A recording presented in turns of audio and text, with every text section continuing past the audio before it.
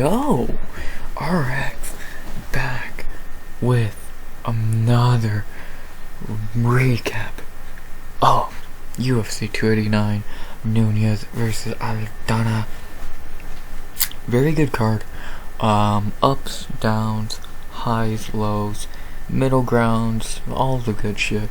For as short of the card was, only 11 cards, and it only went. It felt. I'll give it this. It felt a lot. It felt like the card was longer than it was. Because it was only about 5-6 hours, but it felt a lot longer. Yeah, it's good. I enjoyed it. Very few bad fights, mainly highlights. And yeah, not much to say. Some big shit happened at the end of the card with the last two fights.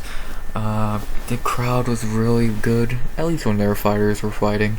And for the co-main, it was alive. Besides that, it was a pretty quiet crowd.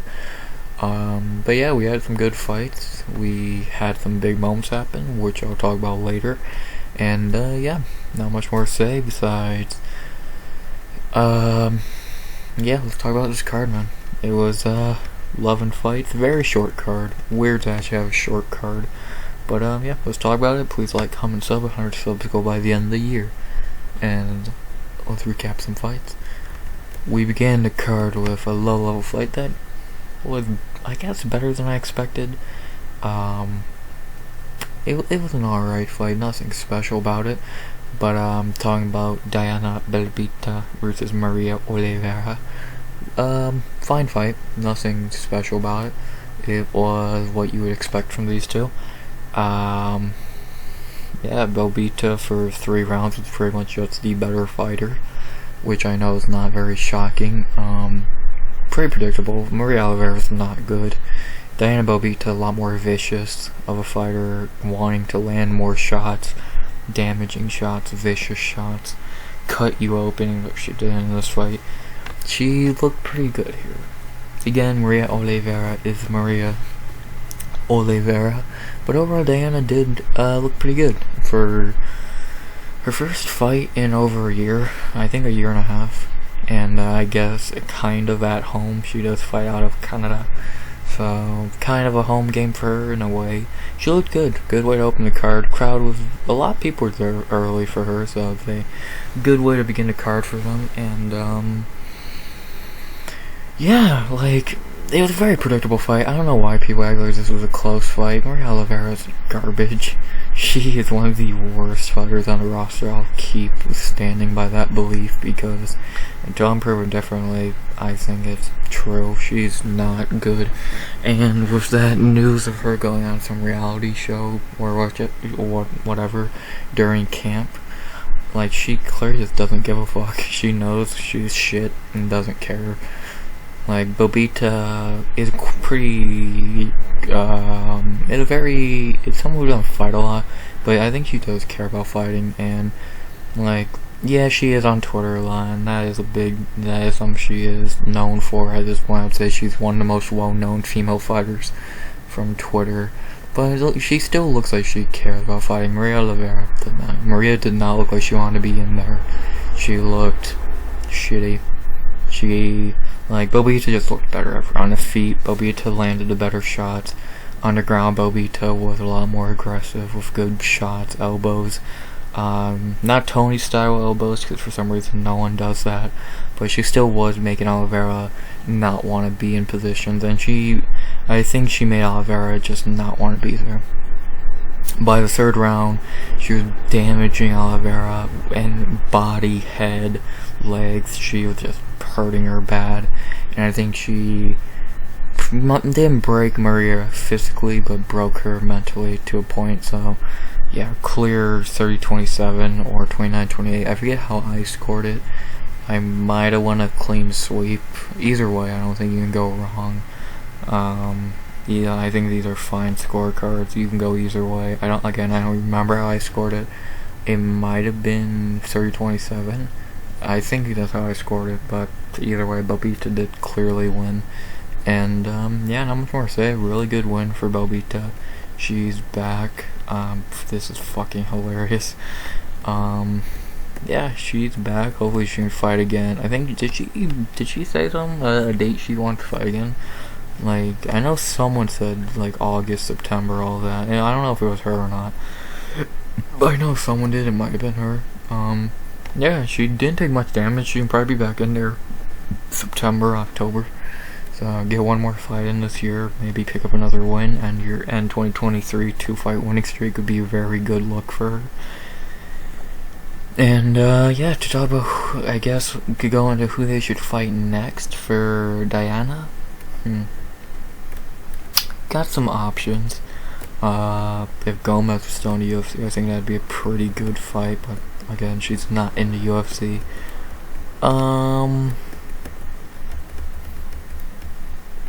Demopoulos? I don't hate that Demopoulos fight. I think that'd be a good fight. I remember I said Demopoulos should fight someone. Was it Lisa Reed? Yeah, I'd rather see Demopoulos and Belbiţă. At least we could fight Corneliosi or some shit. Which I swear I've said Demopoulos' name for a fight idea a couple times lately after her fight, and maybe last week or some shit. But yeah, the fight catching my eye the most is Belbiţă and Demopoulos. I think that'd be a good fight. Yeah, I don't see. I'll go with that. That's the most interesting fight in my opinion. I think it'd be a good fight. Be a good challenge for Diana. And Demi coming off a loss would be interesting to see how she does. And now talking about Maria Oliveira. Ooh, I don't know. Do they cut her finally? I doubt it. They'll probably give her another fight. Her contract's probably still going. So who could she fight? If Jenny Fry still somehow has a job, you could do that fight. Like, I don't really know who Maria could fight. Cause like Bruin Brazil just got booked, so that's off the table. Like, if you could use her to build someone up, that'd make a lot of sense. Or someone you just signed. Like, she could be really good. Fight for Melissa Martinez to get her a win. Like, yeah,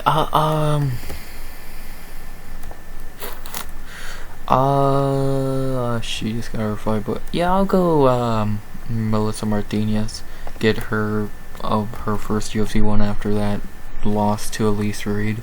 So yeah, do that fight, get Martinez a quick win after losing her debut. So yeah, not much more to say about this fight. Decent fight open night. Belbiţă brings the fucking elbows, punches, all that, all the good shit.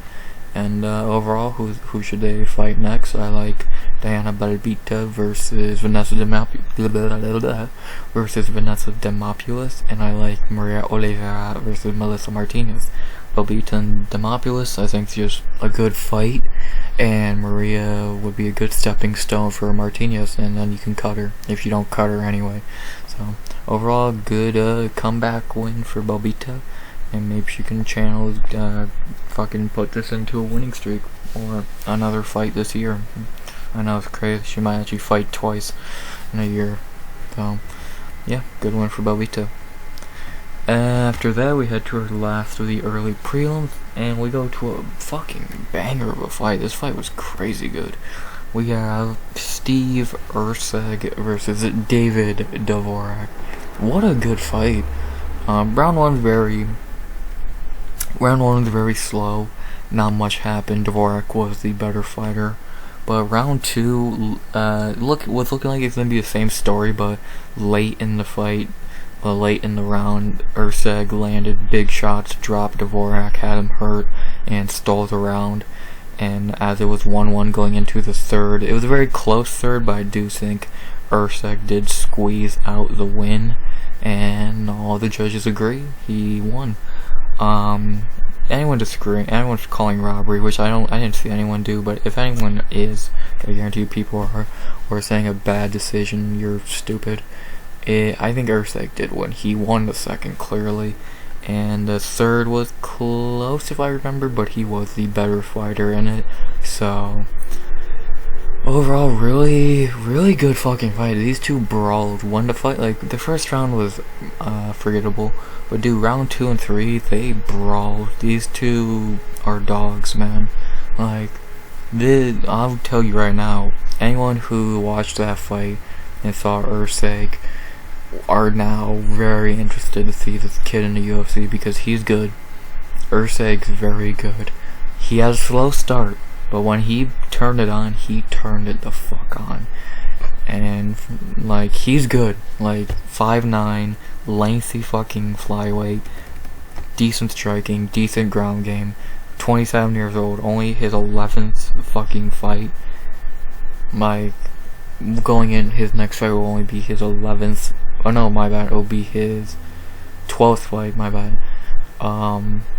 He's gonna be interesting. Now he's already ranked, coming off his UFC debut, because they couldn't. It'd be the dumbest shit ever if they didn't give him a ranking. So, because he literally just beat number 10, so he's already gonna be in the top 10, which is fucking absurd. And dude, this dude's good. Definitely a name to remember from tonight. Like, of all the crazy shit that happened tonight, I think he's one of the like highest highlights, especially prelim wise. Him and him in 2 other moments probably stole the show, prelim wise. So very good debut for Erceg on short notice. And for David Dvořák, he looked. I'll say I was a little wrong. He's not a bad fighter, but because he did look good here, because Erceg is a step down from Manel Kopp and Mateusz Nicolau, of course, but he still lost, and he does show problems in his game. Like, he can strike, but he's not the best striker. He can wrestle, but he's not the best wrestler. He's just very mid. He's just a very mid fighter. And now on a 3-fight losing streak, he's gonna really need to win his next one, or he's gonna be gone. He really needs to wake up for his next fight, because Kopp and Nicolau, understandable. Now losing this, Erceg's really good, but still, minus 300, which I told you that was fucking absurd. But, minus 300 losing to a debuting fighter. Brother. And now, as a ranked fighter, it's like, Jesus. Not really much more to say. Erceg's really good, man. And fuck, I said this on Twitter. I think I said this in my breakdown. I'll say it again here. This was a step down from who they were trying to give Erceg. They're trying to give Erceg Clayton Carpenter, and he ended up with David Dvořák. Maybe I'm stupid, but I think that's a fucking downgrade of opponents. But now Erceg is ranked, man. Who does he fight? Well, I guess I'll already bring up the rankings here. He just beat number 10. What do? You got Matt Schnell, you got Tim Elliott, you got Alex Perez, Sumadarji, Bruno Silva. You got a lot of options. Looking over these options, the one I would say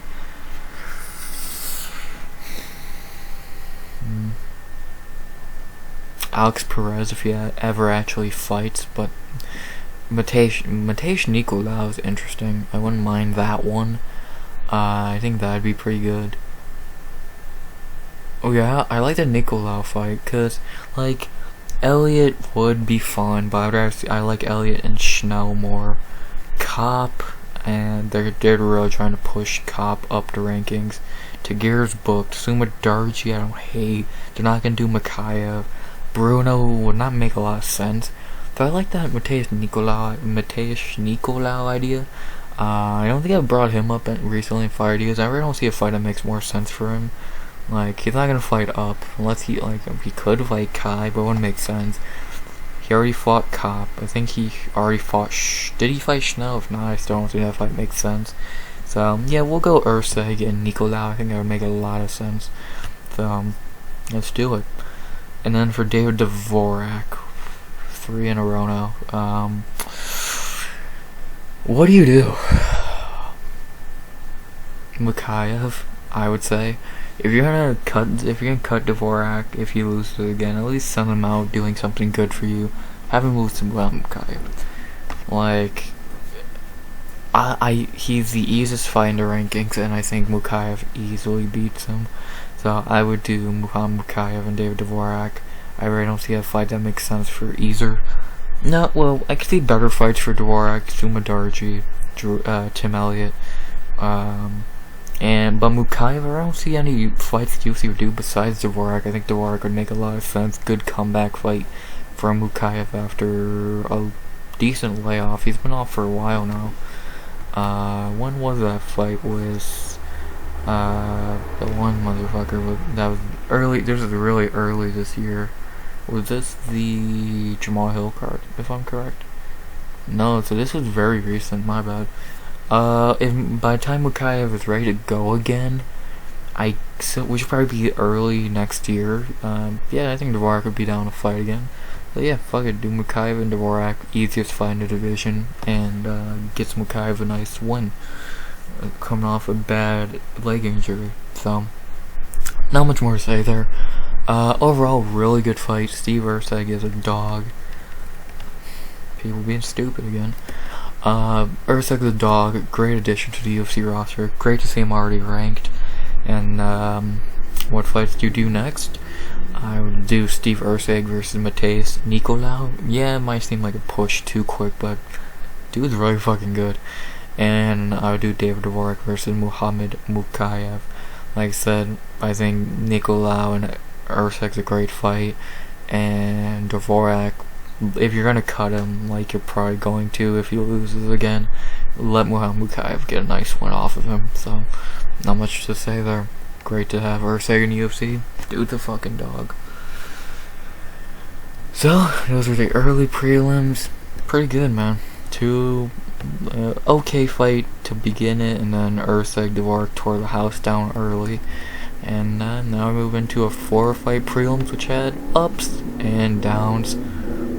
Sorry if you hear that in the background. Yeah, sorry about that. But yeah, let's get into the prelims. 4 fights, and well, I think a good amount to talk about here. As we begin our prelims with one of the worst fights on the card. It was a very underwhelming fight. As we got Kyle Nelson and Blake Bilder. Very underwhelming fight, not a very good fight. In round 1, which was the closest round, Bilder looked okay, had his moments. Nelson held him up against the cage for a while. To end round 1, Nelson clipped Bilder pretty bad with an overhand right, I believe, and that could easily have stolen a round from Bilder. I still gave Bilder round 1, but you could give it to Nelson. And then round 2 and 3, Nelson just outclassed him, feet, ground, clinch, wherever. And yeah, Kyle Nelson took Blake Bilder's O at home. Unless I'm forgetting something, that's pretty much what happened. Well, I'll talk about the last minute or 2 of the third. Bilder pretty much mentally gave up. Like if you watch those last 2 minutes of the third, Bilder's just throwing garbage. Like, he's throwing shit at the wall and hoping something lands, and dude, some of the worst shots I've ever seen thrown. Like, he's not even getting fucking close to hitting them, and he's still throwing this shit for some reason, trying to get the finish, which is not gonna fucking work. So, he tried, kind of, but he pretty much gave up mentally, I feel. And, yeah, he loses his O. Talk about Kyle Nelson first. Great one to get at home, taking Blake Bilder's big underdog.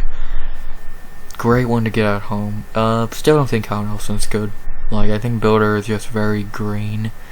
I think Nelson's still a pretty bad fighter, to be honest, and I think he is going to lose probably his next fight, because I probably can give him a pretty decent opponent after beating Bilder. Like I said, I'm not very high on Kyle Nelson. I think he's a very underwhelming fighter. Yes, he's gotten better, I guess, but like Jai Herbert pretty much not even dominated him, just beat him. Duho Choi had his moments. Like, I don't know. I'm not very high on Nelson. and he is what, 34, 32, like, and he's at featherweight, which is a murderer's row, especially as even when you reach like the higher echelon of the unranked, like you got Billy Q, Billy Q, Nate Landwehr, Damon Jackson. Like, you got some pretty decent dudes down there that are going to really test you. And I don't think Nelson passed any of those tests in the slides. He already lost to Billy Q, so yeah, Nelson's alright. He's okay everywhere, just he's not very good, I don't think. Again, and he's a featherweight. If he was in like a shittier weight class, like a higher, like with his skill set put on a higher weight class fighter, he'd probably be ranked. A middleweight, a light heavyweight, a heavyweight, he could be ranked 45, which is one of the strongest weight classes. Good luck, man. You're gonna fucking need it.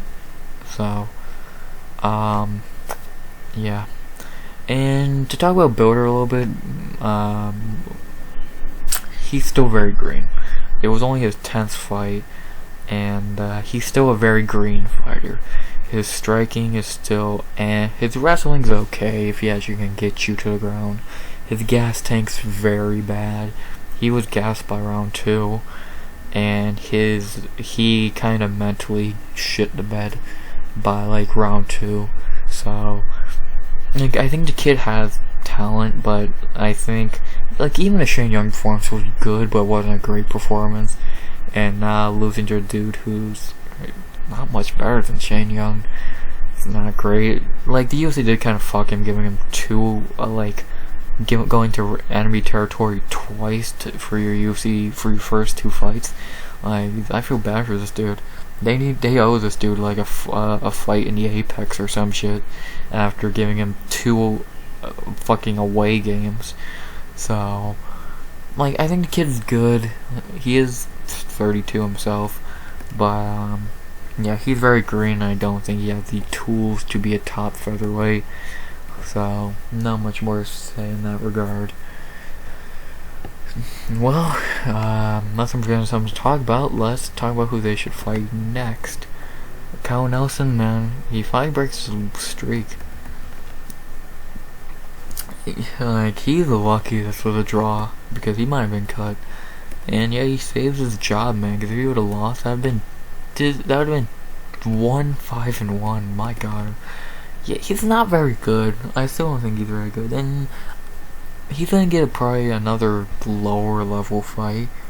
I'm not sure who. Of course, I'm gonna tell you who I think he should fight. But it's not gonna be, like, unless the UFC is weird and gives him, like, someone very decent. Which I don't think they're gonna do, because I think that would be fucking stupid. But, this is fucking stupid. I'm very intrigued to see what they're gonna do, because taking Blake's O is pretty fucking big, especially at home in Canada. So I'm interested to see what they're gonna do with him. Who should he fight? Okay.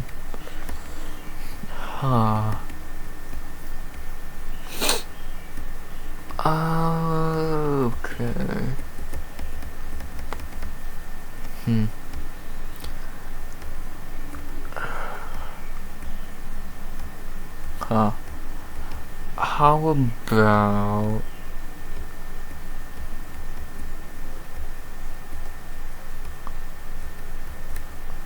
the fight that jumped out at me was William Gomez. I think that'd be a decent fight. See if Nelson can knock off Gomez, take his UFC O. I forget who I said Gomez should fight after the Marshall fight that he lost, let's be honest. But yeah, out of all these fights, that's the one that looked the best to me on paper. And I would like to see that fight. Nelson and Gomez would be very, very interesting. For Blake Bilder, who does he fight? How about the fight that jumped out at me pretty quickly was Tucker Lutz. very shitty fighter that I think Blake could easily beat and get back on track with. So yeah, I'm gonna go Tucker Lutz. Very easy fight for Blake. Tucker Lutz is a fucking joke, and I think Blake should win that pretty easily and get him back on track. So, not much more to say there, man. Overall, pretty weak fight. One of the worst fights of the night. And who should they fight next? I like Kyle Nelson versus William Gomez. And I like Blake Bilder versus Tucker Lutz. For Nelson Gomez, again, step up in competition for Nelson after a big win. He probably loses the Gomez fight, but still, why not give him a step up? And for Bilder, Tucker Lutz makes a lot of sense. Shitty featherweight. Bilder gets back on track with an easy win. So not much more to say. Overall, good win for Nelson, good win for Canada, and they start their night 1-0. I'm gonna give a hot take. I feel like they do pretty good tonight. After that, we go to our second Canadian of the night and our second prelim, as we have Aiemann Zahabi versus Aoriqileng. Holy shit. Dude, Ariel Helwani ain't fucking around anymore. He fucked up Aoriqileng, man. He flatlined that motherfucker back. Like, he badly fucked him up in a minute 4 seconds. Like, he fucking landed, he threw an overhand right, missed, and came back up with a left hook and knocked Aoriqileng into next fucking week. And a little bit of ground and pound, but shitty reffing made that happen, and that was that, man.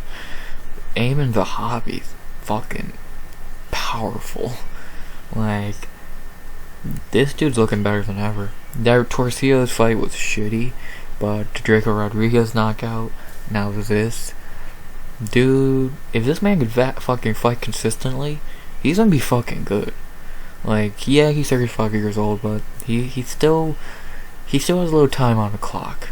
Like, he still has time on the clock, and he's looking good, man. Like I said, he's looking really fucking good.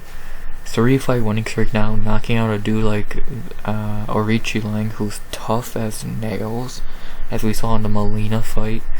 Like, dude, that's impressive. That's extremely impressive what he did here. And I think I'm very excited to see who they give him next, because you guys are putting him into the conversation of the lower, like, of the unranked bantamweights, because he's looking good at shit. Like, again, the Torcillo's fight sucked, but it wasn't even his fault. And he's on a 3-fight winning streak now. So, yeah, dude, Zahabi's looking great.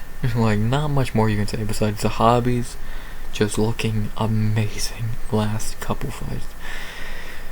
For Aoriqileng, what can you really say? He got clipped and dropped. Go out to drawing board, heal up, be on the Weili Yan card probably next year. And, yeah, he's still pretty good. Just got clipped pretty good. So, not much to say here. To talk about who they should fight next. I want to give Ariel Zahabi a good fight, because after a knockout like that, and by the way, he got fucked up. I will spoil it now. He got fucked out of a bonus. How Zahabi didn't get a bonus is bullshit. Like, dude, knocking out Aoriqileng in 64 seconds. You don't get a bonus at home, but you give one to fucking who got one? I forget. I'll look later, but I guarantee you there's someone who probably shouldn't have got it over Zahabi, but whatever. To talk about who they should fight next. For Zahabi, I want to give him a good fight. Like, after that performance, I think it's time to start giving him a pretty decent opponent.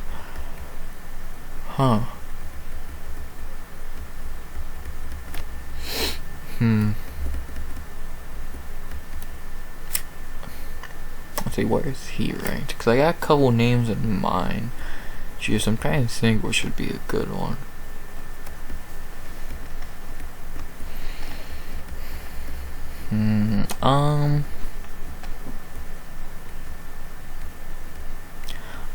The fight that jumped out at me was John Castaneda.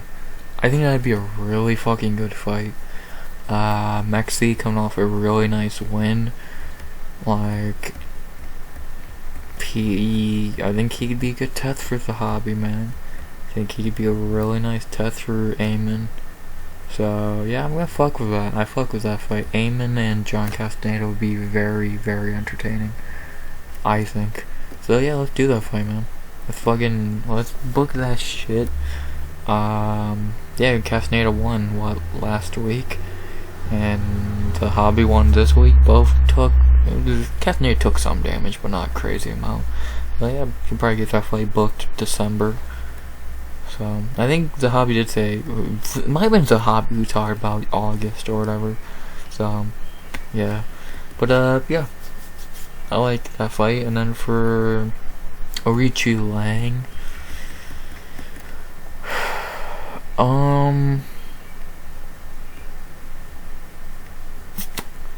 How about...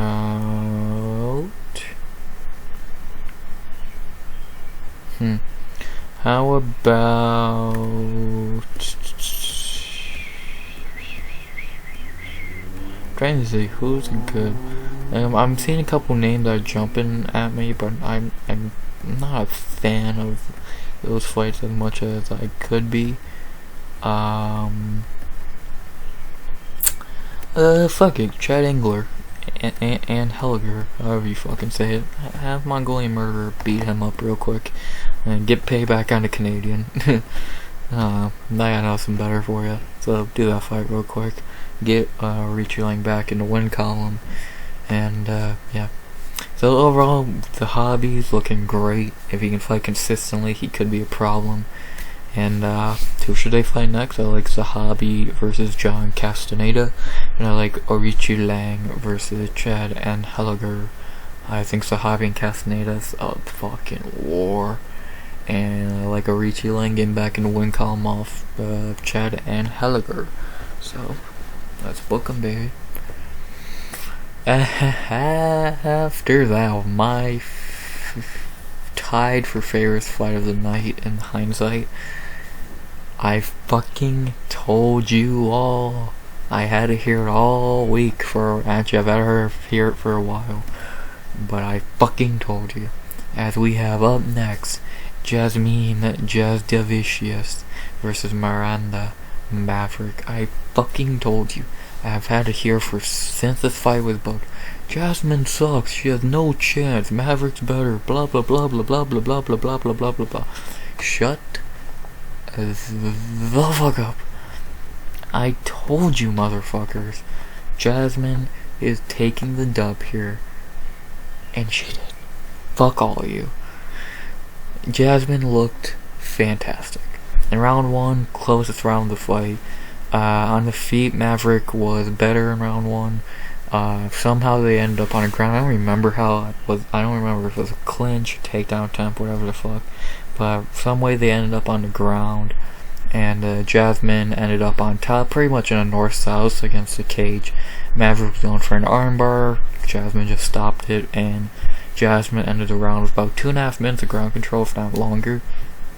And that was round 1. I gave that round a Jazz off control time, but everyone gave it to Maverick because they're stupid. And then round 2, Jazz did wake up. She did have a better showing on the feet, and for some reason, after I think about middle of the round, Maverick shot a takedown, got reversed, and Jasmine ended up on top and just controlled her for the rest of the round, taking round 2. And in round 3 is when it got really weird. Jasmine just started piecing her up. Her striking looked great. Like, in round 3. Her power ain't great. You know, she did rock Maverick a couple times, it seemed. And her technique is still a little weak, but if she could get her striking down, I'll tell you right fucking now, Jasmine Jasudavicius is a problem.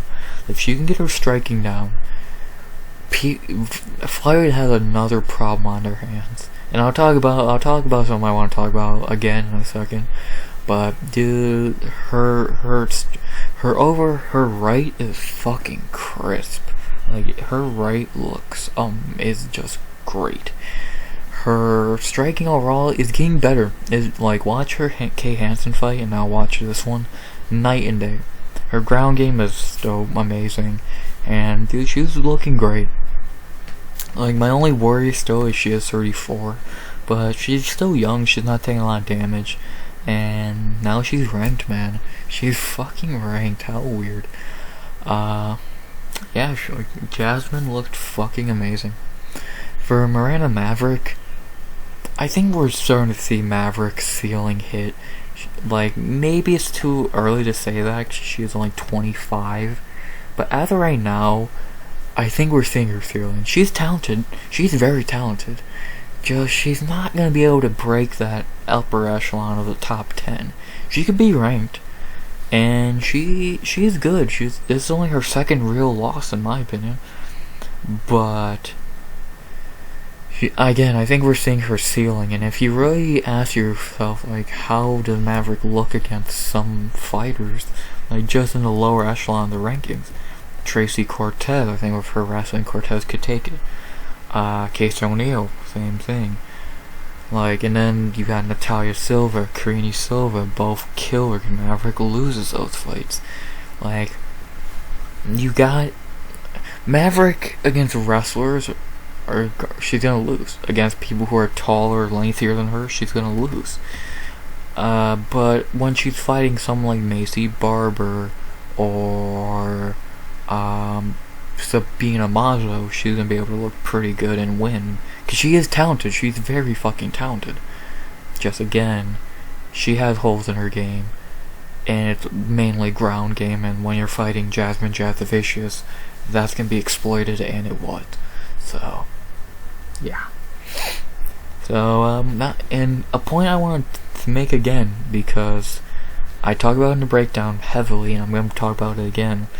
Can we stop acting, well, not even think can people stop acting like Jasmine sucks because she got dominated by Natalia Silva? Natalia Silva is a future top 5 fighter. Like, we gotta stop acting like that loss is some damaging thing. Dude, Natalia Silva is amazing. Like, Jazz is a GOAT. I fucking love Jazz. She's a really good fighter. But Natalia Silva's on her own planet. Nothing more I can really say in that fucking regard. If you want me to be fucking honest. Like, I can't say much more than I just did. So, not much more to say in that regard. And, yeah, talk about who they should fight next. For Jasmine, I don't know. Now she's number 15. Casey just got booked against Ucho. Barber's fighting Rebos. Lee, it's between Lee and Cortez, I would say, because I don't think Jazz is gonna fight out of the rankings. I think that'd be fucking stupid. So, who do you have her fight?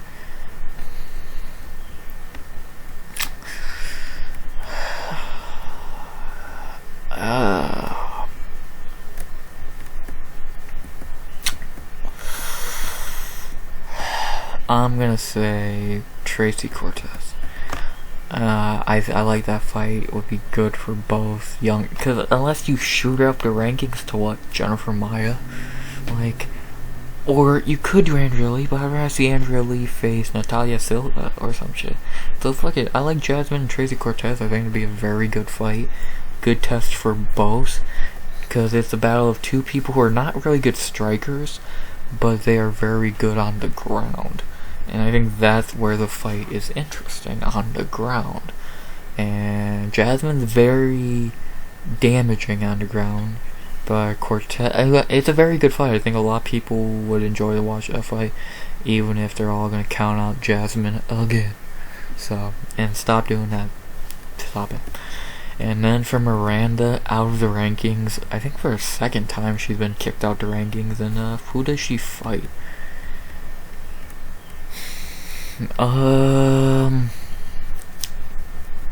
Hmm.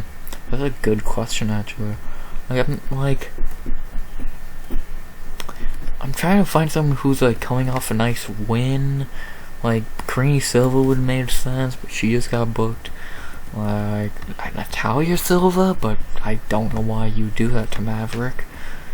Fucking, I guess I'll go with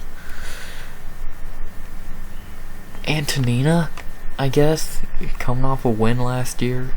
Like, I guess that would make a lot of sense. Maverick could beat up Antonina, get back on track. Like, unless I'm forgetting someone, like, everyone else is booked pretty much, and all that. Like, what, Veronica Hardy, maybe? Like, I think that's pushing it. So, yeah, I guess we'll go Antonina Shevchenko. It would be good. It'd be a good fight, and we'll get Maverick back on track, so let's do that. So, not much more to say for this fight. I'm so happy. I told you all, don't count out the Canadian badass. And who should I fight next? I like Jasmine Jasudavicius versus Tracy Cortez. And I like Miranda Maverick versus Antonina Shevchenko. Jazz and Cortez battle of two great prospects. Let's see who comes out on top. And Maverick can beat up Shevchenko and get back on track. So, not much more to say in that regard. Good win for Jazz. Jazz, I told you. And for our feature prelim, I'm not going to say much here. I'm just going to give you an honest. I'm just going to tell you the truth. Rebooks this fight. Have him fight again. It was an accidental headbutt. When Curtis heals up, have him fight again. Not much more to say. It would be cool if you can rebook him for the Strickland card against a boost, but probably not. Rebook him for 292. 293 in Boston. Or no, 292 is Boston, 291 is Justin. So yeah, do it in 291 or 292. So yeah, rebook it there, or you can put on a fight night. So yeah, not much more to say there. I'm not gonna lie to you. Just rebook that fight immediately. So yeah, overall, okay prelims. A couple highlights: Jasmine, Zahabi, Erceg, but you had your lowlights like Nelson and Imavov. But now we go on to the main card in a second, which the main card, to be honest, it was okay. First three fights. When we hit the co-mains, when we really can start talking.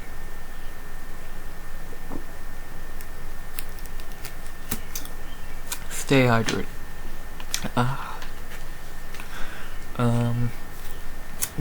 Yeah, let's start the main card. I've been with a fight that I was very not looking forward to, but actually turned out to be very, very good. In the first round, as we got Marc-André Barriault versus Eryk. In round one, these two threw down. Like, amazing first round, one of the best rounds of the night, if not the best round of the night. But then round 2 and 3 it slowed down. Anders slowed down, Barriault slowed down, and it was kind of a slow-paced fight. But overall, Barriault probably did win the last 2 rounds and the first even. So yeah, he took home a comfortable 30-27. Yeah, not really much to say here. These two are not gonna be ranked or anything at middleweight. They're not very good. Anders is old, and Barriault is not bad. Just he's beatable. We've seen it with Fluffy Hernandez and Chitty and Jokwani. Like, he's very beatable. So these two had a great fight early. Like, so rewatch round 1 if you missed it. 2 and 3 you can skip. And I'm kind of shocked Barriault did so little wrestling here. I really thought he was going to put on a clinic, at least late. But no, I don't know if he even got a takedown. If he did, it was like 2 seconds. So, yeah, not really much to speak of in this one. Round 1 was good. Round 1 was really good. 2 and 3, not so much. But, yeah, that was who they should fight next. Marc-André Barriault, man, on a 2-fight winning streak. Not bad, and against a decent competition. Anders and Julian Marquez, but now I think it's time for a little bit of a step up, because yes, Marquez and Anders are not terrible, but are they good? Yeah, that's for you to decide. I say no, but that's my opinion. So who could Marc-André fight?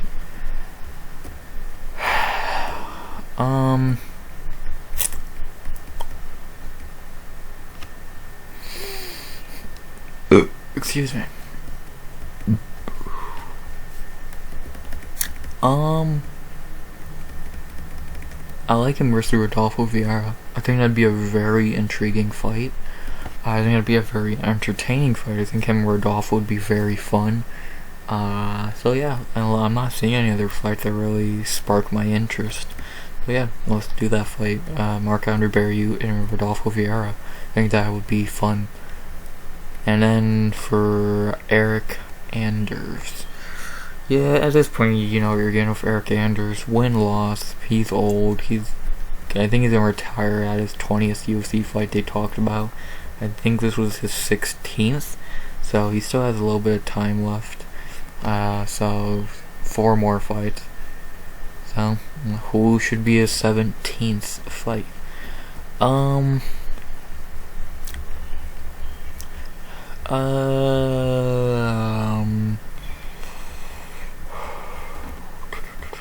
Who could he fight? How about...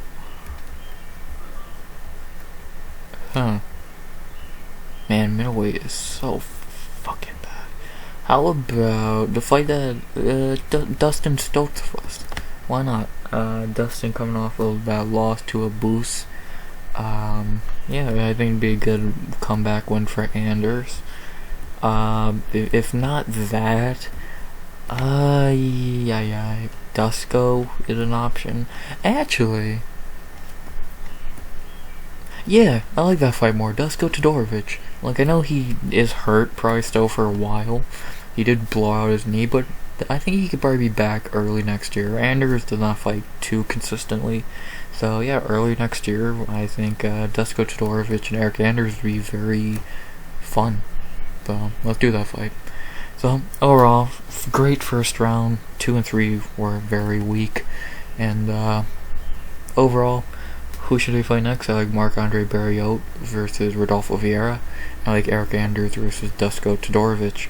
Barriault and Rivera would be very intriguing, and Anders versus Dusko would be very entertaining. So let's book those fights, man. Not much more to say. After that, we go to our next fight of the main card, which I think should have been a lot better than it was. It was a very underwhelming fight, if I'm going to be honest with you. As we got Ige versus Nate Landwehr. And this fight was very weird. Like, in round 1 and 2, Ige pretty much just was the better fighter, and he took the rounds by knocking down Nate pretty badly. And then in round 3, Ige was gassed, and Nate did lay on the pressure and did steal the 3rd round, but it was too little too late. Ige clearly won. If Nate would have woke up sooner, I think it would have been a great fight. But in round 1, it's a very boring fight, to be honest, until Ige clipped him late. In round 2, pretty much the same thing. Ige clipped him really bad in round 2. In round 3, and again, Ige was tired and hurt by Nate's constant pressure, and Nate did steal the 3rd, just, again, too little, too late.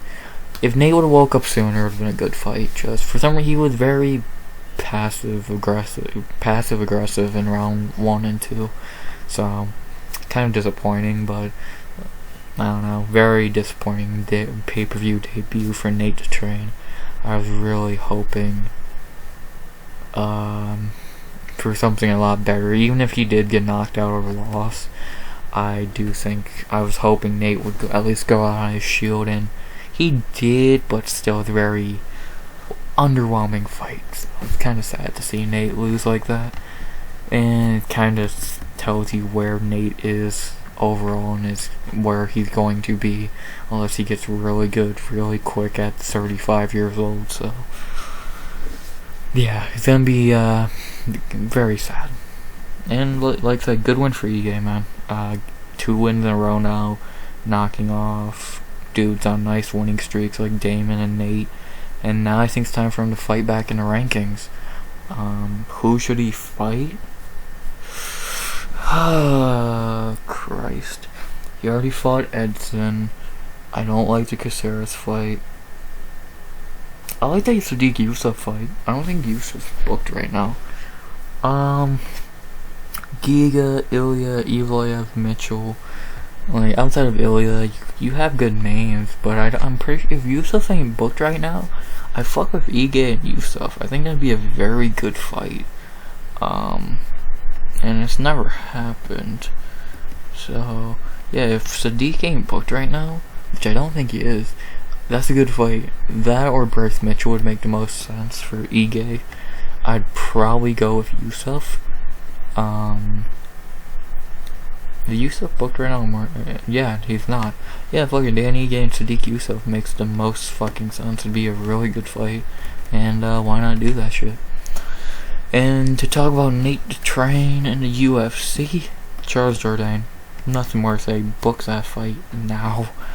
Like, that fight just screams amazing. Like, Nate the Train and Charles Jourdain. Book it. Fight of the night contender any day of the week. Put that on a pay-per-view and you're gonna have a banger. So, not much more to say here. Very underwhelming fight. Disappointed. This was not the fight it should have been. But overall, good win for Dan. And who should they fight next? Like Dan Ige versus Sadiq Yusuf, and I like Nate the Train versus Charles Air Jourdain. Ige and Yusuf would be fun. Nate and Jourdain would be amazing. After that, we head into our sacrificial lamb of the night. I'm not gonna waste much time on this fight because I know you don't care about this fight as little as I care about this fight. We got Mike Malott and Adam Fugitt. Not much to say. Fugitt was a sacrificial lamb. He lost. Good job. Not much to say here. Malott's very fucking good. Like, do I really gotta tell you anything else? To talk about who Mike Malott should fight next. 3 in a row, he has to get a step up in competition now. No more of these layups. No Johan Lanus, Mickey Gall, or fucking Adam Fugitt. You gotta give Mike Malott a real fight now. Like, these layup fights are done. So who does he fight?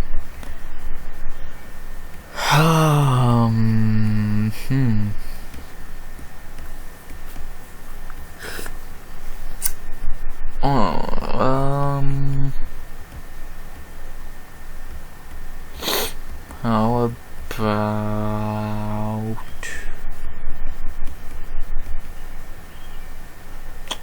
D-Rod? Do we feed D-Rod to another young guy? Maybe, fuck. Might as well. Like, what else do you got? What else you gonna fucking do with him? To be honest with you. I forget who I said D-Rod should fight after the Ian Gary fight, but I'm pretty sure they're probably already booked who I said, so yeah, I guess you can give Mike Malott D-Rod a very respectable win. And I think if you gave fucking Ian Gary D-Rod, why not give Mike Malott D-Rod? Like, just use D-Rod as a fucking, not even measuring stick, because he has to lay up for these young guys. Because let's be honest, Malott runs through D-Rod like Gary did. So, yeah, let's do that fight. Yeah, not much more to say on that part. And then for Adam Fugitt, you can really give him anyone. Fialho, you can get back on track. You can give him to another fucking prospect. Like, you're just giving him, who you gonna give him now? Renat? Brian Battle? Like, Jesus Christ. Who could you give to fucking Leech? Nah, that's a little too far. I don't know. Have him fight AJ Fletcher or some shit. Josh Quinlan, Sunberg or Rimbo. Just feed him to someone real quick, and then, yeah, go from there. So, yeah, not much more to say in that regard. Feed Fugitt to someone. So, not much more to say on this fight. Went exactly how everyone predicted. Malott wins next. So, who should I fight next? I like Mike Malott versus D-Rod, and I like Adam Fugitt. Just feed him to someone. Fucking, like I said, Quinlan, AJ Fletcher, etc. So, and yeah, Malott D-Rod would be great. I think it does the same thing the Ian Gary fight did. Tells you Malott is legit. And for Fugitt, like I said, he's okay, but we know how good he is. How good a Kinoshita, let's be honest. So, yeah. Now we move into the big shit on this card, and I told you so. I fucking told you this was a stepping stone fight for Charles. No, the close fight. Benny had the chance. No, he fucking doesn't. Like, of course, I'm talking about the co-main event. Charles Oliveira and some fucking can. I fucking told you, man. I fucking told you. People don't listen to me. Sometimes I agree. I was right here. I fucking told you this was not going to be the fight people thought. Charles is not back. He never left, dummy. Ooh, it's Charles Oliveira. It's Charles Oliveira. Like, do I use anything else? Dude, he was not gonna lose to Beneil Dariush. He's just not. I don't know what the fuck crack people are on, but dude, he's not losing to Beneil Dariush. Stop being stupid. Beneil's not good. Oh, you beat a couple cans. Ooh. He beat Tony Ferguson in 2022. He beat Gamrot on short notice. Gamrot was coming on short notice, not this bitch. He beat the card close in a fight he almost lost. Come on. I thought we were smarter than this, people. Dude, it's kind of, it's some of the most disrespectful shit I've ever seen that people actually thought Charles was gonna lose. You people are fucking weird. Whatever. The champion has a name. It's Charles Oliveira. Give him his Islam rematch. Let's see what Islam. You're next. Same place. 1 year later. It's gonna be in Abu Dhabi in October. Let's see if we get a different result, or the story goes the same way. And I don't give a fuck who Beneil fights, he's garbage. So, yeah, the champion has a name. Charles Oliveira. I fucking told you. Not much more I can say. And now for the main event of the evening, between Amanda Nunes and Irene Aldana. What the fuck? Hey, Irene, quick question. It's just a simple question. You can answer any way you want. Why the fuck did you not fight? She landed one good punch in round 1, and then she quit. Mentally, she quit. That was one of the most no fucks given title performances I've ever seen in my life. She did not care. Irene had no care in the world. Like, what, did she fucking see Grasso win? She's just gonna live vicariously through her? Like, I love Irene, dude. But, dude, this was embarrassing. This was embarrassing, hyping her up for so long to get this. Like, she didn't fight, man. She fucking did not fight. And actually, I would love to pull the stats up for this fight if I can. Like, I guarantee you everyone's already seen him by now, but, like, she literally just did not fucking fight. Like, it's weird how And her corner didn't help. Her corner should have told her, wake the fuck up. What are you doing? Because I don't even know what she was doing. She looked like she didn't want to fucking be there. She fucking didn't. She might not been.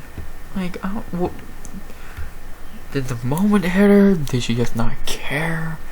Like, I'm confused. I'm extremely confused. And I'm also confused why the UFC site is such a fucking joke.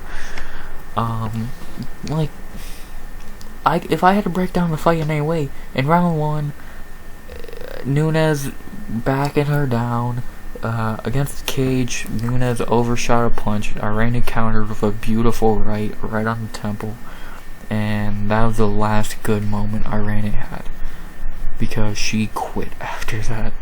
Mentally, she quit. Her body never quit. She took a lot of fucking damage. That's respect on that part.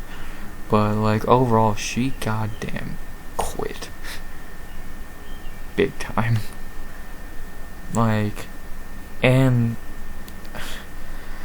now with the circumstances of what did happen, which I'll talk about in a little bit, she's never gonna get another title fight. Especially, she's 35 years old. Like, this might have been her only chance at this point of her career. Because, like, 35 years old in a division that's not good, but, man, and she's fought up most of the division already. Like, who has she not fought in the top 5? Pena? And that's it. Like, she's fought everyone in the top 5. And she was 5 anyway, so that's not even a good look. Like, and something I forgot to bring up in breakdown, and it killed me after I hit end on record, because I was like, damn, I didn't say it. Her losing to Macy Chasson until that kick was very worrying, and like, that worry turned into this shit fight. Like, I hope they actually have the stats up. Okay, cool. Like, here are the fucking stats. 21-8. Like, 21-8. That was her best round. A what? Bullshit. She did not land 11 total strikes. 8. 13.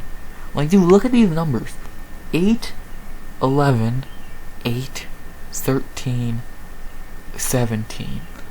57 overall. That's embarrassing. And do I even have, oh my god, the takedowns. If Nunes wanted to fight on the ground, it was going on the ground. If Nunes looked at Irene's fucking legs, she was gonna overreact. Like, it was a embarrassing performance for Aldana. Pathetic, even. And I love Aldana. Just, what the fuck did you... Why? If you were gonna not fight, you shouldn't have shown up. Because you didn't. You didn't show up. So... And... Nunes is... Nunes. Nothing said. Nunes is the GOAT. Nothing more you can say. And to talk about the storyline and what the thumbnail is and all that... Nunes retired. She's really fucking done, man. The GOAT is done. That is surreal to say. Like, Amanda Nunes is actually done. A lot of people saw it would happen if she won, if she lost even. But, like, it's weird that she actually gone. Like, and now, and I'll talk more on that in a second, but dude, this division's done. I think even Dana said they're killing it. Dude, this division's a joke now. Dude, so what are you gonna do? Pin Pennington for the belt? That will be the shittiest title fight in MMA history. Dude, that should be prelims. Holly's old as dirt. Ketlin Veda sucks. Irene just lost. Yana's garbage. Penny's alright. Not even a 35er. Not very good. She's alright. Old as dirt and shitty. Doesn't fight. Not a 35er. Not a 35er. Never fought at 35. Dude, they better pull some fucking rabbits out of their ass quick. Because I don't know what they're gonna do. 45 is dead. What are you gonna do with 35? We gonna rely on Holly Holm, Juliana Pena, and Raquel Pennington? Good fucking luck. Like, if the UFC has to kill this shitty division, featherweight, and make antimweight, which has nothing to do with this, just I want to say that, make antimweight, and what the fuck are you gonna do with 35?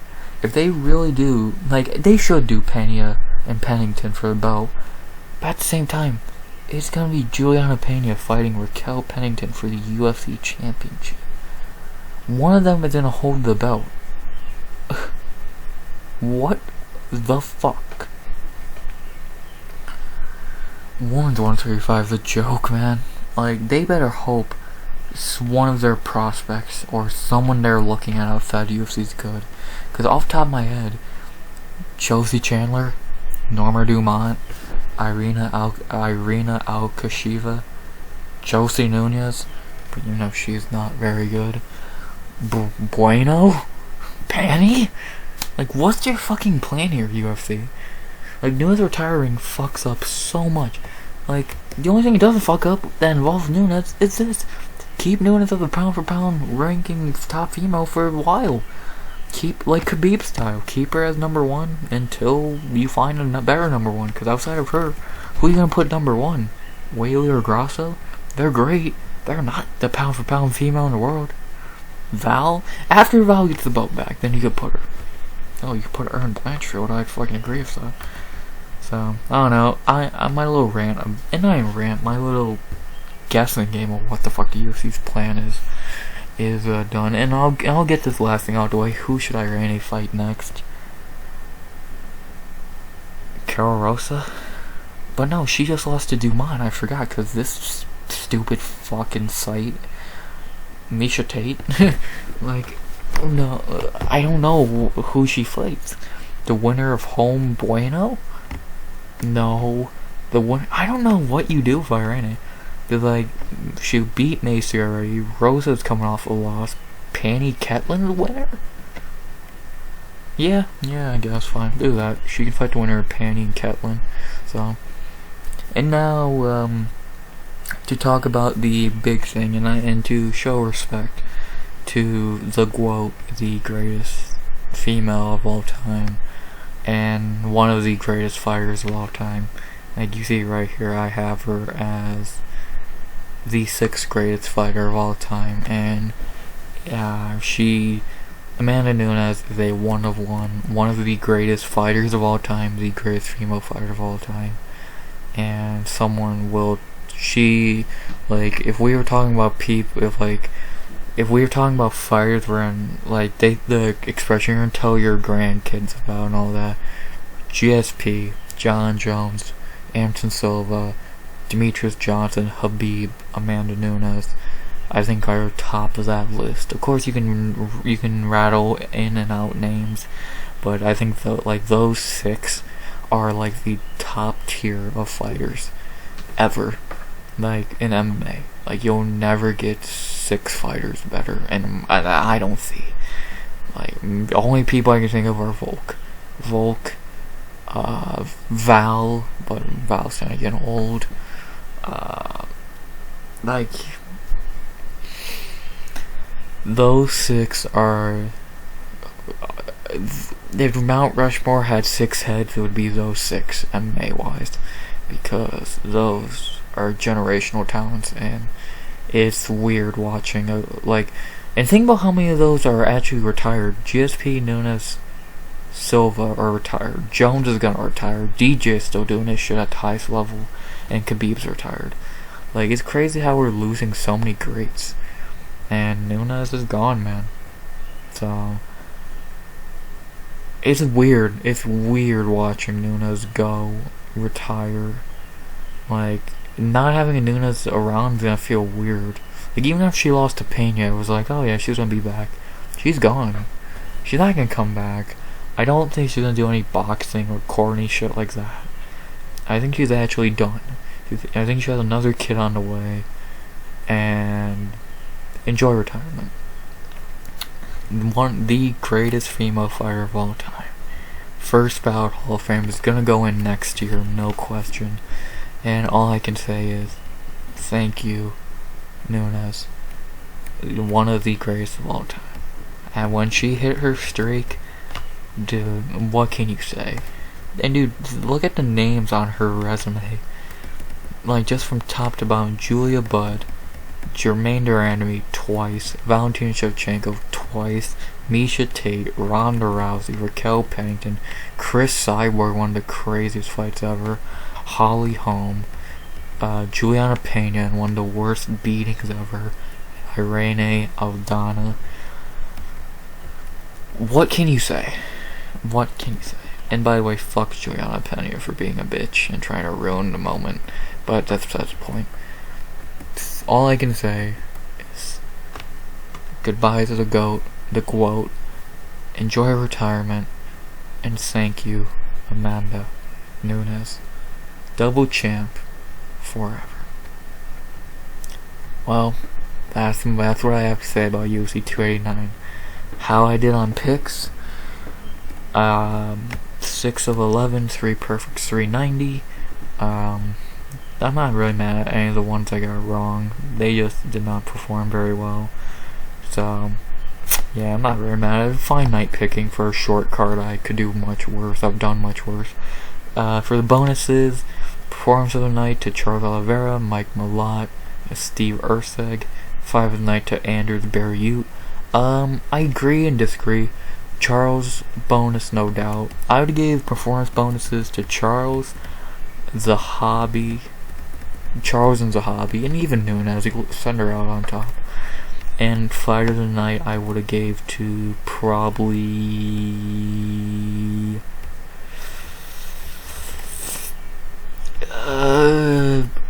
Erceg Dvořák, probably. That was fucking insane. I think that fight is better long term for 15 minutes than Anders Barriault, which was good for the first round. But overall, like, the Charles is the only guy you can lock in. I think Zahabi should have got one too, but whatever. So overall, very good night in Canada. They went 5-0 overall, the Canadian fighters, and very good night of fights. A lot happened, especially late. Charles getting his title shot rematch, Nunes retiring. Very crazy night. Yeah, hope you enjoyed the video. Hope you enjoyed the card. You'll hear from me next Friday, 1 p.m. EST, for a breakdown of the Victorian Cannoneer, which is not looking very good, but we make do.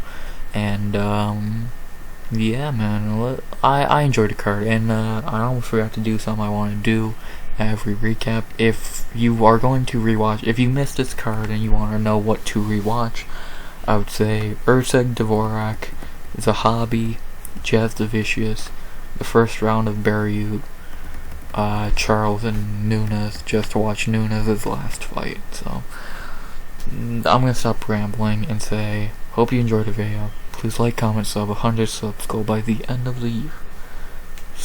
Goals by the end of the year. Goals by the end of the year. What the fuck ever. And as always, RX